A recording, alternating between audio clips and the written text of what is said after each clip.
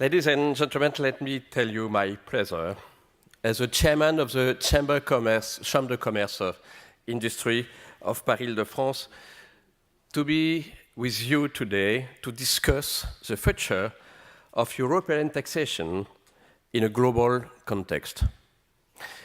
As you may know, Institut Friedland is the economic think tank of the Chamber of Commerce of Industry Paris-Ile-de-France, and I'm really grateful to its team to give us, in association with Confrontation Europe, the opportunity to exchange views and reflect together on this important theme. All we are in agreement about the need of a modern tax system for enterprises and economic development. The mission of our Chamber of Commerce and Industry is to support business creation and development, which are essential conditions of economic prosperity and stability. A favorable business environment for enterprises requires a modern corporate tax system based on the objective of economic dynamism. Corporate taxation is a key factor of investment decisions of companies and has an impact on their profitability and their location choices. I would like to mention three issues very quickly. First, the Common Consolidated Corporate Tax Base, CCCTB, is really a great opportunity for enterprises.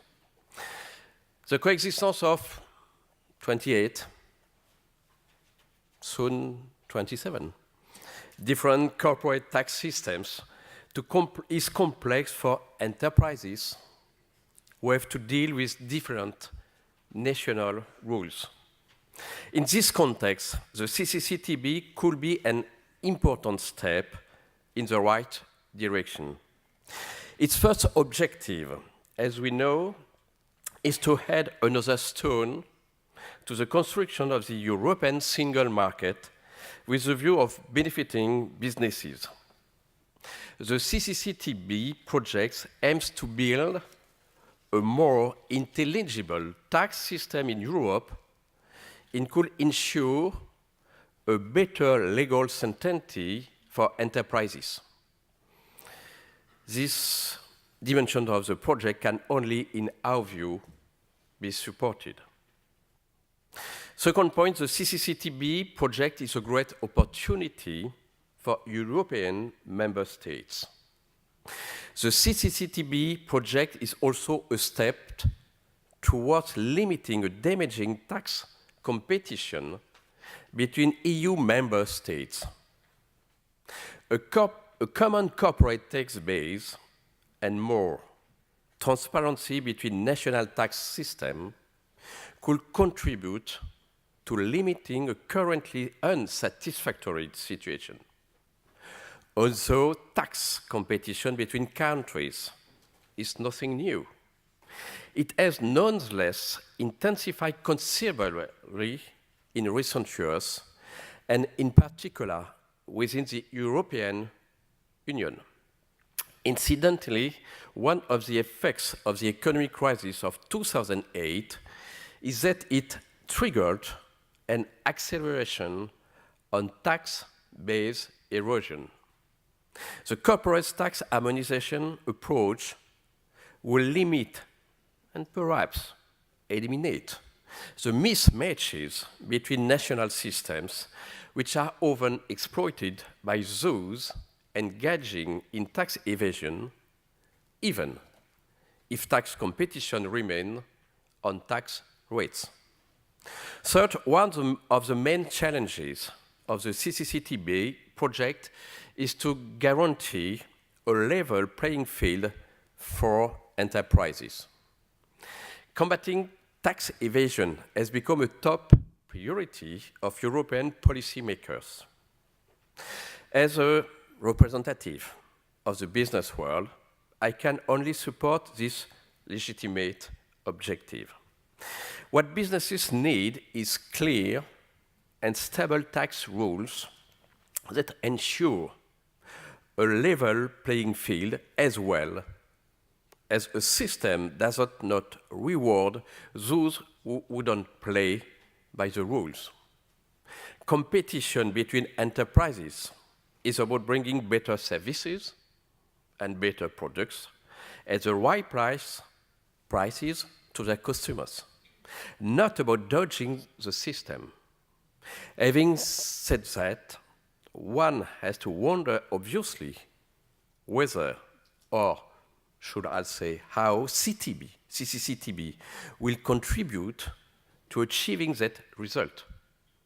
This is precisely one of the objectives of today's conference. People often think of multinationals as being synonymous with large companies. This is certainly not true in France, where many intermediate or small sizes companies do business internationally, and half of French multinationals are SMEs. They invest as much in the European Union as they do outside of the EU. But it is precisely for this kind of enterprises that international obstacles are the biggest. In the latest version of the project, the CCCTB becomes mandatory for companies with a turnover of at least 750 million euros, in our view. Beyond the usual threshold effect that needs to be assessed seriously, we have to measure precisely the risk of creating a situation of unfair competition between groups of different sizes. Without doubt, smaller groups will have to spend time and money to determine whether it is more beneficial for them to opt in or not. To conclude, the European tax harmonization process has to strike the right balance between the need for more fairness of taxation and the competitiveness of enterprises. With the US tax reform and the possible reactions of third countries, the future of European taxation will be essential to build further a favorable business environment for enterprises in Europe. After the rich debate you had this morning on the international context of the CCCTB and the challenges of its implementation for enterprises, I present you the two following round tables. First, the next round table is about the taxation of the digital economy, which represents a topical challenge highlighted by the last OECD interim report titled Tax Challenges Arising from Digitalization, and the very recent proposals of the European Commission, both presented in March 2018. At last, the last roundtable presenting the dynamics of adopting the CCCTB project will hold the complexity of the strategies of member states in the tax competition game. These debates promise to be very interesting. Thank you for your attention.